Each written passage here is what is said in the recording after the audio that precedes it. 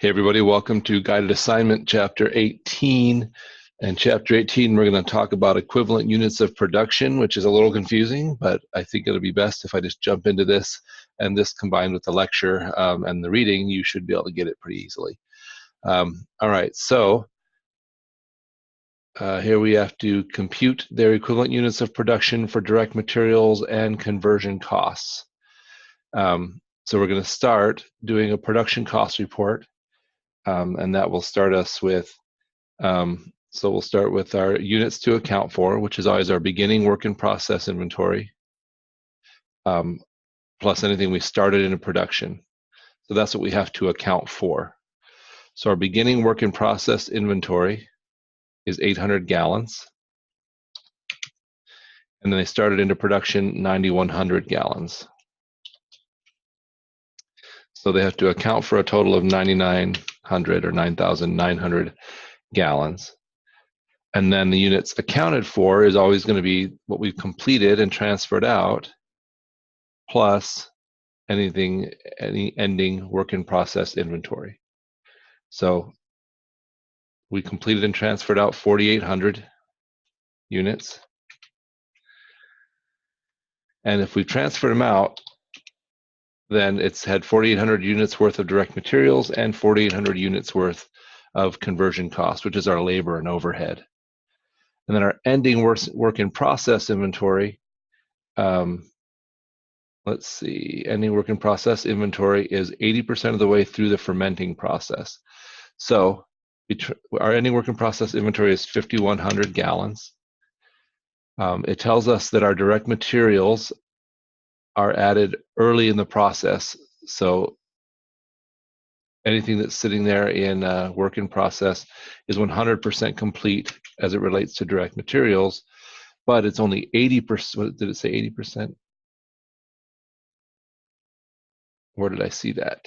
Oh, 80% of the way through the fermenting process, but it's only 80% complete as it relates to the conversion costs. So take 5,100 multiplied by 0.8, we'll get 4,080 equivalent units in our ending work in process as it relates to conversion costs.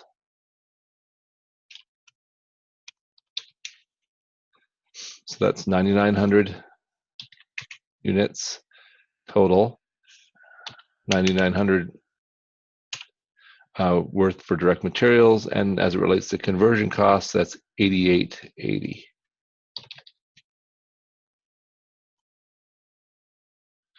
All right, so now it wants us to compute the total cost of the units. So this is the number of units, and now we're supposed to compute the total cost of the units. So again, our cost to account for will be the cost of our beginning work in process inventory plus any costs added during the period. So our direct material costs, $765. And then our direct labor and manufacturing overhead are our conversion costs. So we add those two together, that gives us 380. Our costs added during the period, direct materials were 98.28. And then our direct labor and manufacturing overhead, which I'm not going to do that one in my head, were 76.12.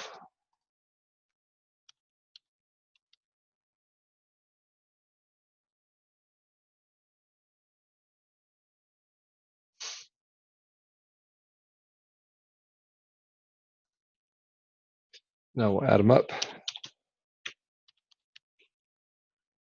1145.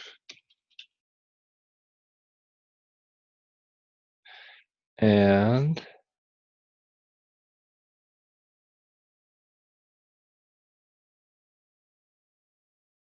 sorry, I'm just double checking my notes here to make sure I don't do something goofy.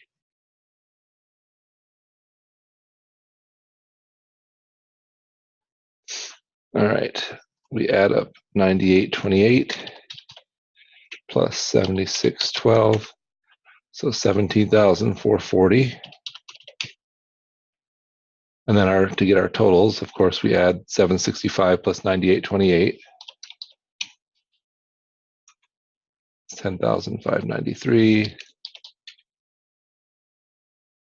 We add 380 and 7612, just 7992. And then we add, gives us a total of 18,585. So that's our cost to account for. Then we're going to figure out our equivalent units, or our cost per equivalent unit. So we're going to divide by our total equivalent units. So our direct materials, remember, we have 9,900 equivalent units as it relates to direct materials, and we have 8,880 equivalent units with respect to conversion costs.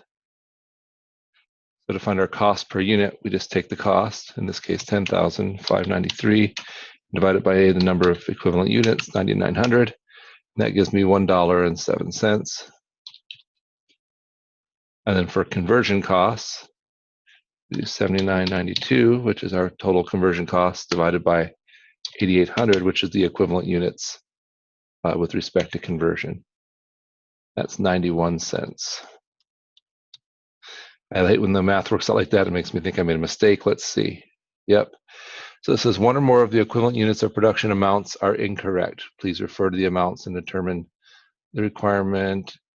You determine requirement 1 to make sure you have entered the correct values. Oh, it's 8880. So it's 7,992 divided by 8880, which is 90 cents. And that comes out a lot cleaner, doesn't it? All right. Okay, so now that we have our cost per equivalent unit, now we can figure out the costs accounted for.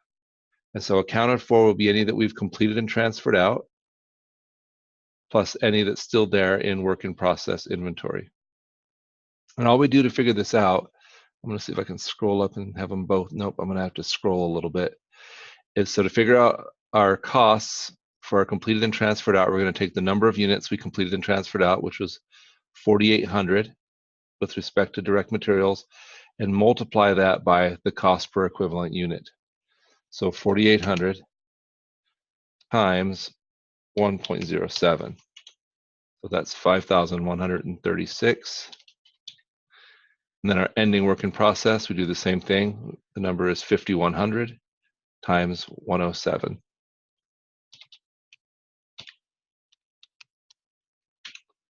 Which is 54.57. For conversion costs, we do the same thing. We had 4,800 completed and transferred out times the cost of 90 cents. Which is 400, and that doesn't sound right.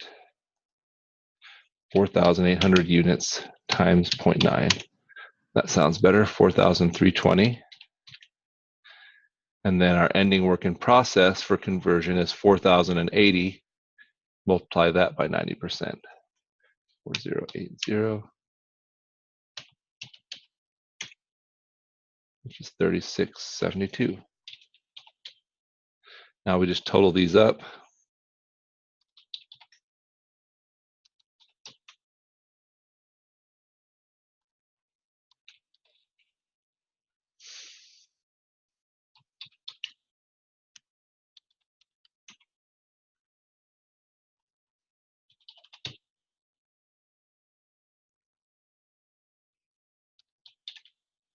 You can see how doing this with Excel would make this faster.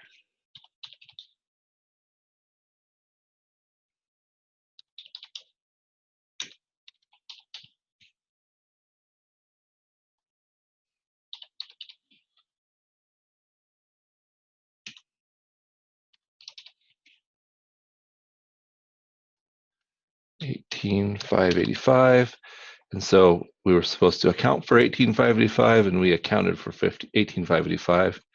So we should be good.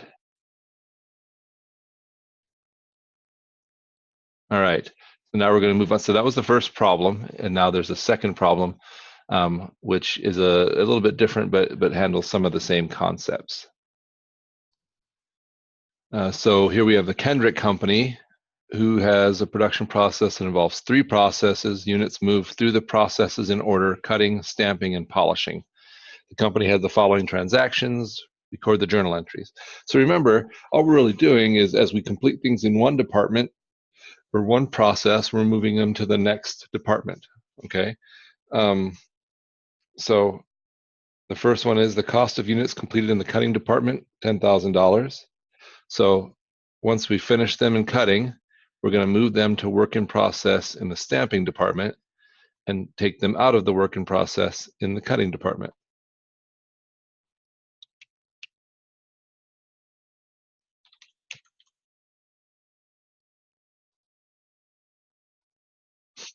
Next, anything we completed in stamping, we're going to move to the polishing department. So it's going to work, it's going to move, we're going to increase the work in process in the polishing department and decrease the work in process in the stamping department.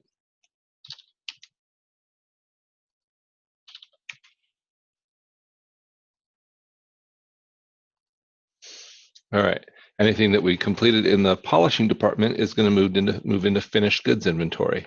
That's stuff that's ready to sell. And then we're going to move it out of polishing.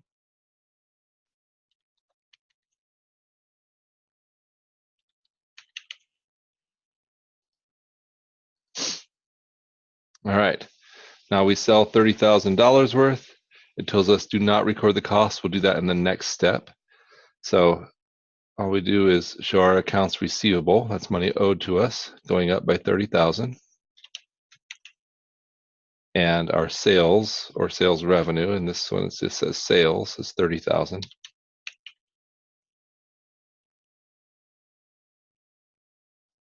And then record our cost of goods sold. So our cost of goods sold was 70% of sales. 70% of 30,000 is 21,000. So our cost of goods sold, which is an expense, gets debited. And our finished goods inventory gets credited because these things that we've sold are moving out of finished goods inventory and onto the customer. So they're not ours anymore. Instead, we got some accounts receivable for them. And that's it. So second part, way easier than the first part. I think the only thing confusing is the whole equivalent units of production. And like I said, between the lecture and the reading and this, hopefully it starts to all click into place.